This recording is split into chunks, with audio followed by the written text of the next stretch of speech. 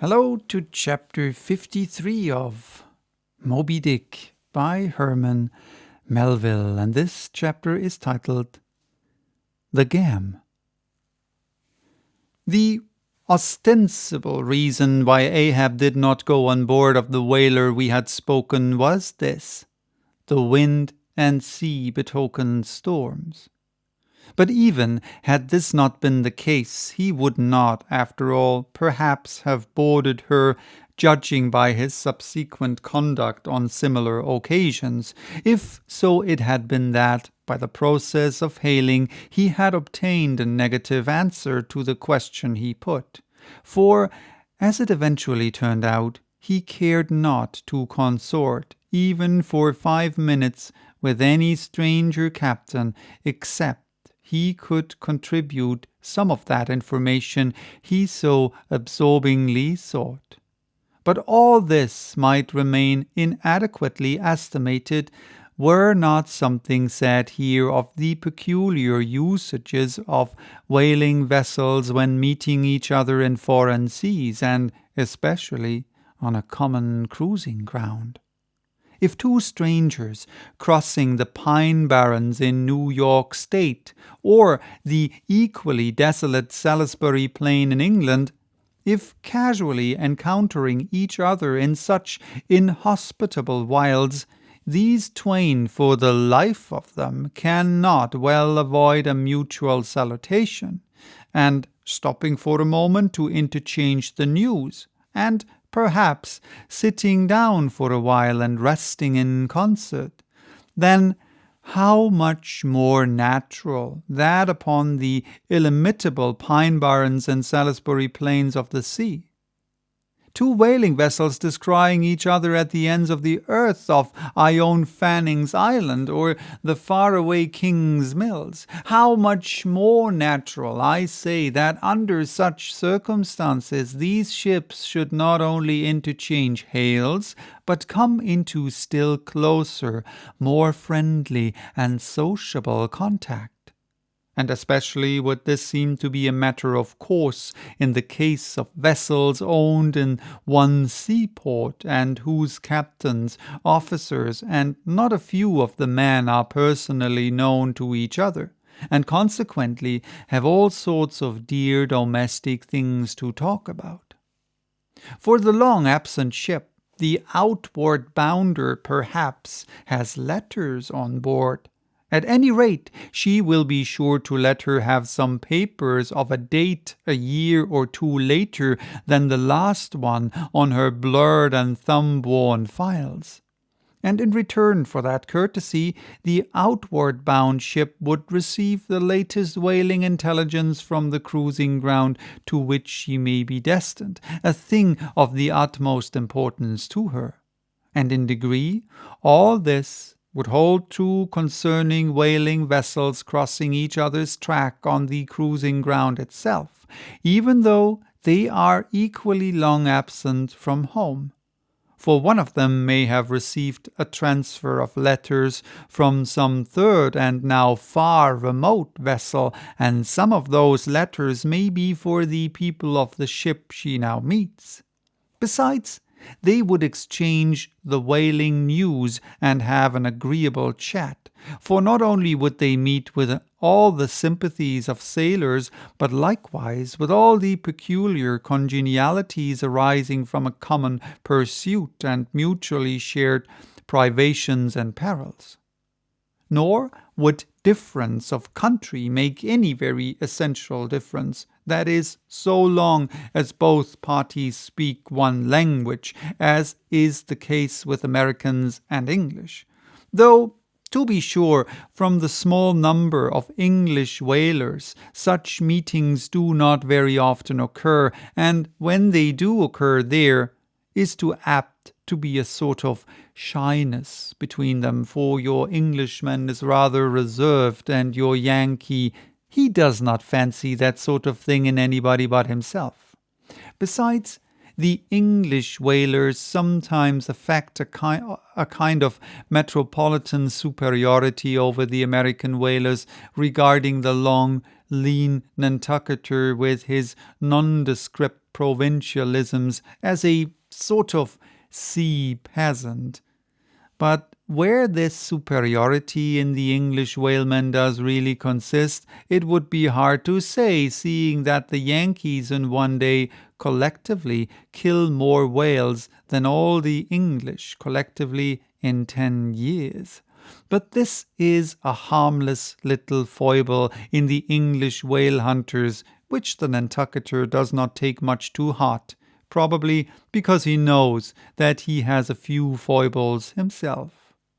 So then we see that of all ships separately sailing the sea, the whalers have most reason to be sociable, and they are so, whereas some merchant ships crossing each other's wake in the mid-Atlantic will oftentimes pass on without so much a single word of recognition, mutually cutting each other on the high seas, like a brace of dandies in Broadway, and all the time indulging, perhaps, in financial criticism upon each other's rig. As for men of war, when they chance to meet at sea, they first go through such a string of silly bowings and scrapings, such a ducking of ensigns, that there does not seem to be much right down hearty goodwill and brotherly love about it at all. As touching slave ships meeting, why, they are in such a prodigious hurry, they run away from each other as soon as possible. And as for pirates, when they chance to cross each other's crossbones, the first hail is, "How many skulls?" The same way that whalers hail, "How many barrels?" And that question once answered, pirates straightway steer apart, for they are infernal villains on both sides, and don't like to see overmuch of each other's villainous likenesses. But look at the godly, honest, unostentatious, hospitable, sociable, free and easy whaler. What does the whaler do when she meets another whaler in any sort of decent water? She has a gam, a thing so utterly unknown to all other ships that they never heard of the name even, and if by chance they should hear of it, they only grin at it and repeat gamesome stuff about spouters and blubber boilers and such like pretty exclamations. Why it is that all merchant seamen and also all pirates and men of war's men and slave ship sailors cherish such a scornful feeling towards whale ships, this is a question it would be hard to answer, because in the case of pirates, say, I should like to know whether that profession of theirs has any peculiar glory about it. It sometimes ends in uncommon elevation, indeed, but only at the gallows. And besides, when a man is elevated in that odd fashion, he has no proper foundation for his superior altitude. Hence, I conclude that in boasting himself to be high lifted above a whaleman, in that assertion the pirate has no solid basis to stand on. But what is a gam? You might wear out your index finger running up and down the columns of dictionaries and never find the word. Dr. Johnson never attained to that erudition. Noah Webster's Ark does not hold it. Nevertheless, this same expressive word has now for many years been in constant use among some 15,000 true-born Yankees. Certainly, it needs a definition and should be incorporated into the lexicon. With that view, let me learnedly define it. Gam, noun, a social meeting of two or more whale ships, generally on a cruising ground, when after exchanging hails, they exchange visits by boats, crews, the two captains remaining for the time on board of one ship and the two chief mates on the other. There is another little item about gamming which must not be forgotten here. All professions have their own little peculiarities of detail. So has the whale fishery.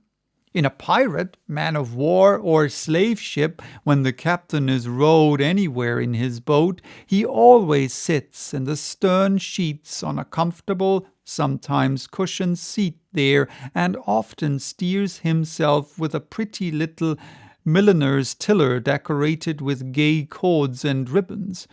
But the whaleboat has no seat astern, no sofa of that sort whatever, and no tiller at all. High times indeed if whaling captains were wheeled about the water on casters like gouty old aldermen in patent chairs.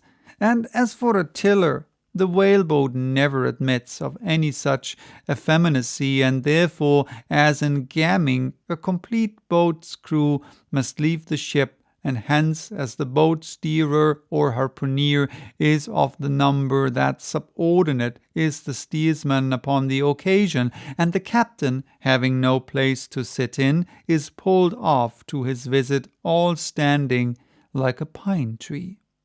And often you will notice that, being conscious of the eyes of the whole visible world resting on him from the sides of the two ships, this standing captain is all alive to the importance of sustaining his dignity by maintaining his legs, nor is this any very easy matter, for in his rear is the immense projecting steering oar, hitting him now and then in the small of his back, the after oar reciprocating by rapping his knees in front. He is thus completely wedged before and behind, and can only expand himself sideways by settling down on his stretched legs. But the sudden, violent pitch of the boat will often go far to topple him, because length of foundation is nothing without corresponding breadth. Merely make a spread angle of 2 poles, and you cannot stand them up. Then, again, it would never do in plain sight of the world's riveted eyes. It would never do, I say, for this straddling captain to be seen steadying himself the slightest particle by catching hold of anything with his hands. Indeed, as token of his entire buoyant self-command, he generally carries his hands in his trousers pockets. But perhaps, being generally very large, heavy hands, he carries them there for ballast. Nevertheless, there have occurred instances, well authenticated ones too, where the captain has been known for an uncommonly critical moment or two in a sudden squall, say, to seize hold of the nearest oarsman's hair and hold on there like grim death. So that was chapter 53. Bye-bye. Till next time with chapter 54, titled The Town Hose Story.